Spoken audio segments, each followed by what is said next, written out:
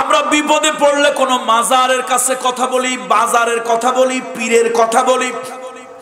মনে রাখবেন, ছোট পীর, বড় পীর, দেশি পীর, বিদেশি পীর, জিন্দা পীর, মুর্দা পীর, কোন পীর আল্লাহর কসম, আল্লাহর কসম, আল্লাহর কসম আপনাকে বিপদ থেকে উদ্ধার করতে পারবে না।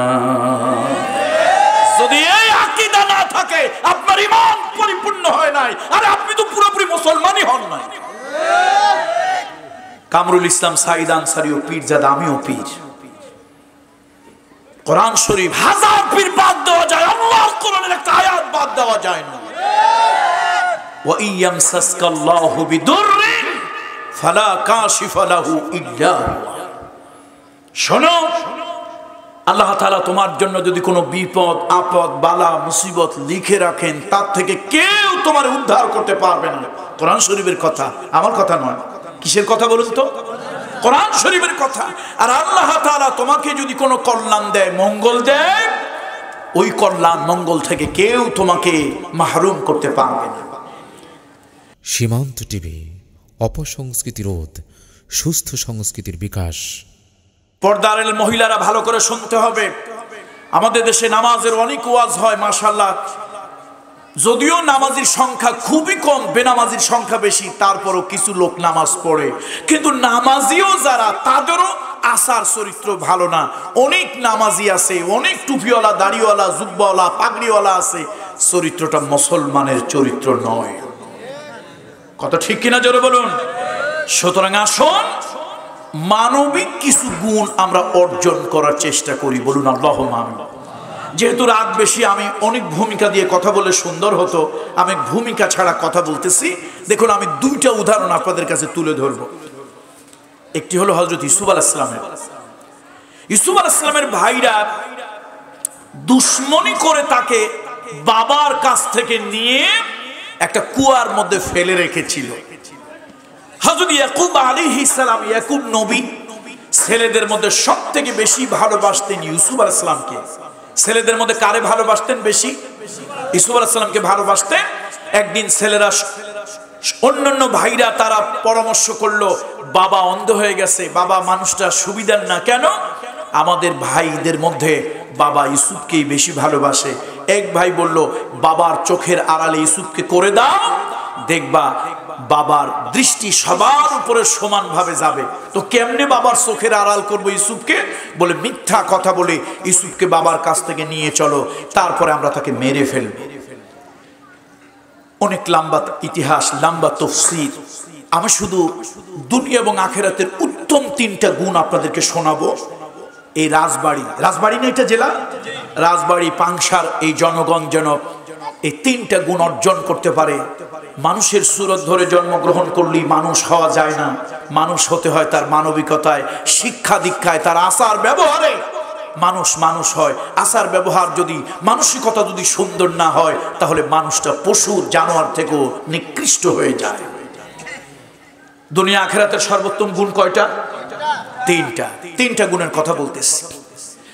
ভাইরা ইউসুফ আলাইহিস সালামকে ষড়যন্ত্র করে, চালাকি করে বাবার কাছে বলল, হে আমাদের পিতা, আপনি ইউসুফকে আমাদের সাথে দেন, ইউসুফ আমাদের সাথে খেলাধুলা করবে, আনন্দ ফুর্তি করবে।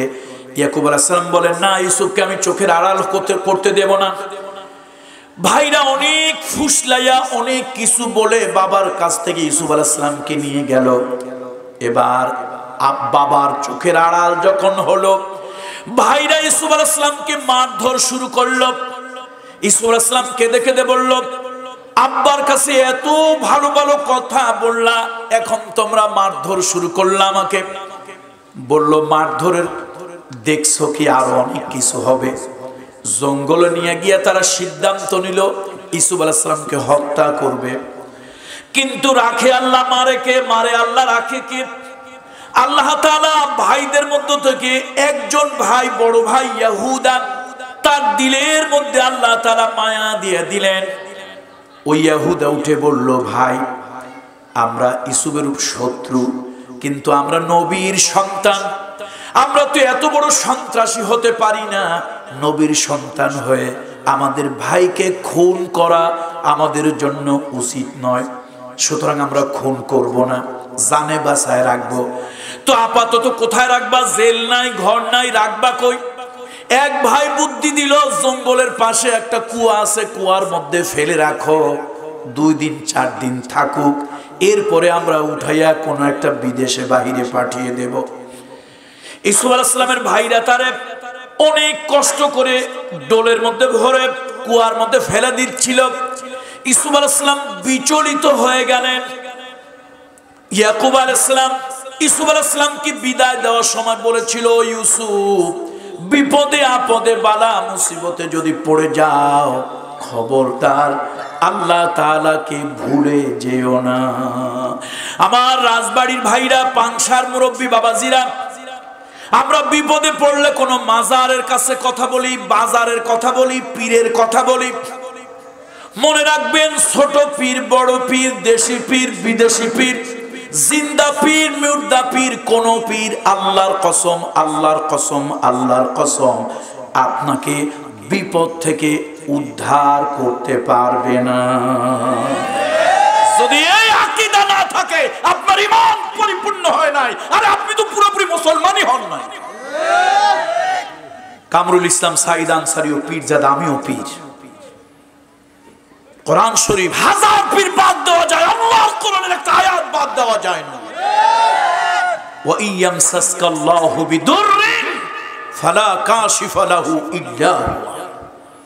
শোনো, আল্লাহ তাআলা তোমার জন্য যদি কোনো বিপদ আপদ বালা মুসিবত লিখে রাখেন, তার থেকে কেউ তোমার উদ্ধার করতে পারবে না। কোরআন শরীফের কথা, আমার কথা নয়। কিসের কথা বলুন তো? কোরআন শরীফের কথা। আর আল্লাহ তাআলা তোমাকে যদি কোনো কল্যাণ দেয়, মঙ্গল দেয়, ওই কল্যাণ মঙ্গল থেকে কেউ তোমাকে মাহরুম করতে পারবে না। আমার মায়েদেরকে বলি, বোনেদেরকে বলি, ইউসুফ আলাইহিস সালাম থেকে শিক্ষা নেবেন।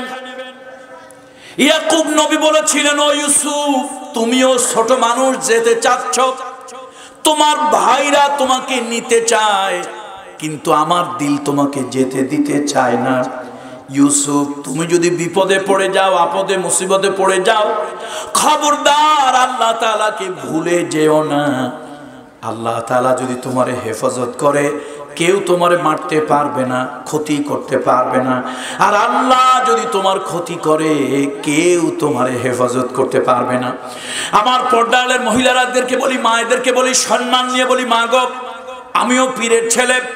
ও মা, এই দুনিয়ায় কোন জটওয়ালা পীর, শটওয়ালা পীর, কোন বাজারওয়ালা পীর, মাজারওয়ালা পীর, দুর্গা পীর, দরগা পীর, যত দেশি পীর, বিদেশি পীর, মা গো, তোমাকে বিপদ থেকে উদ্ধার করতে পারবে না। আল্লাহ তাআলা শিক্ষা দিয়ে দিলেন ইউনূস পয়গম্বরের মাধ্যমে। ইউনূস আলাইহিস সালামকে দরিয়ার মধ্যে ছেড়ে দেওয়া হয়েছিল, উত্তাল দরিয়ার মধ্যে ফেলে দেওয়া হলো। ওয়াজান্নুন ইয যাহাবা মুগাযিবান ফাযান্না আল্লান নাকদিরা আলাইহি فناداه في الظلمات أن لا إله إلا أنت سبحانك إني كنت من الظالمين। ইউনূস আলাইহিস সালামকে দরিয়ায় ফেলে দেওয়া হলো। বিরাট বড়, হাতির থেকেও বড়, বিশাল বড় একটা নীল তিমি মাছ হযরত ইউনূস আলাইহিস সালামকে গিলে খেয়ে ফেললো। মাছ খাবার খাওয়ার পর, আধার খাওয়ার পর সমুদ্রের নিচে গিয়ে বিশ্রাম শুরু করলো। ইউনূস আলাইহিস সালাম মাছের পেটের মধ্যে গিয়ে তিনি বেহুশ হয়ে আছেন, হুশ নাই। গভীর রাত, হঠাৎ ইউনূস আলাইহিস সালামের কানের মধ্যে আওয়াজ গেল, সমুদ্রের নিচে পাথর, শামুক, ঝিনুক, শেওলা, শেওবাল, সমুদ্রের নিচে যা কিছু আছে, যা কিছু আছে, সব আল্লাহ তাআলা নামের জিকির করতেছে। আল্লাহু আকবার।